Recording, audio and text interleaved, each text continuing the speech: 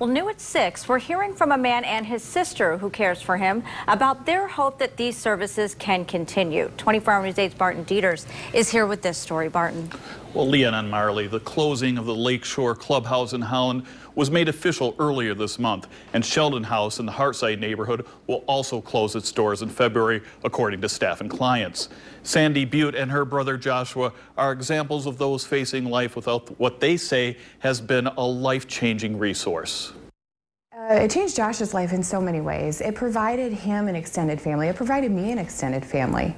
Josh was in and out of institutions. Sandy said the program gave her brother a job and taught him skills he needed to cope with the struggles of life. He's been able to take on so much independence when before everything in those other programs is kind of dictated for him. Instead of going to a drop-in center or, just wandering the neighborhood.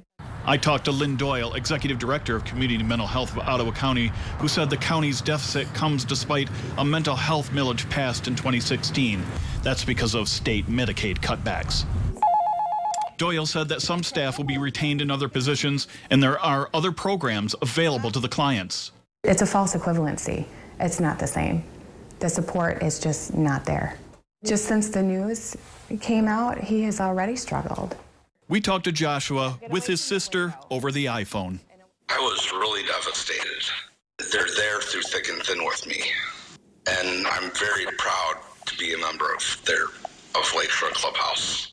And if Clubhouse closes, it's not going to be the end of the world for me.